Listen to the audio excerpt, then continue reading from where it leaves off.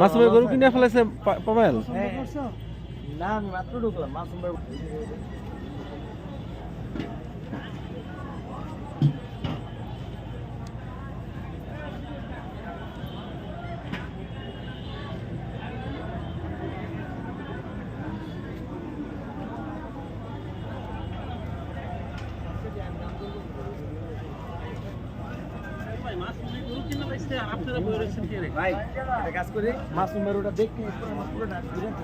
হ্যাঁ, কোন দিক দিয়ে যাবো? চলো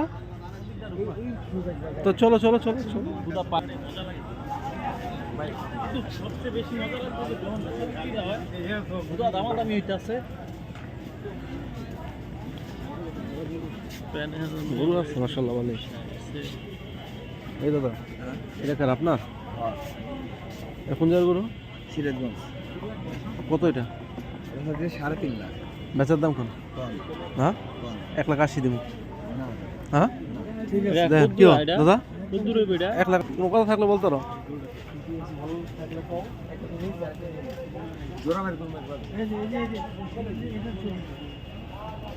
দাদা দাদা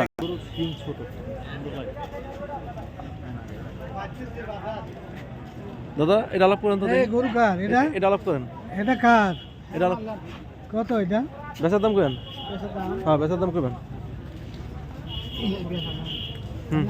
আমার তো চাওয়া দাম না হলে বলতো 520 টাকা। বসেন সামনে টানে ছবি তুলে নিয়ে আসলি মুরব্বি করে এটাই লাগবে।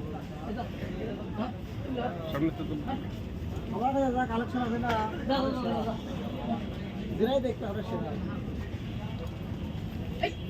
সেরা দামটাও সেরা চাইতে হবো, দামটা ওরকমই চাইতে হবো তো নিতে পারে, বুঝলেন না? যাই হোক দাম এরকম একটা করে দিলে কি হয়, তখন পাবলিক জায়গা। কয়েকটা গরু আছে হাটের সেরা, আর হাটে নেই। এবারে সেরালে হ্যাঁ হ্যালো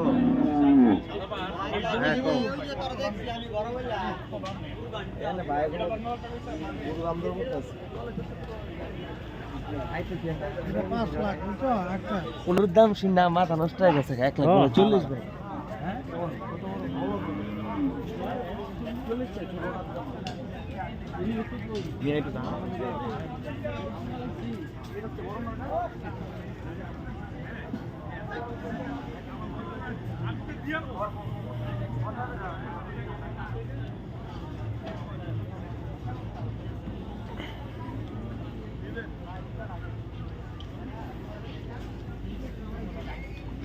গরু আর গরু, চারদিকে গরু, বিশাল আকার গরু।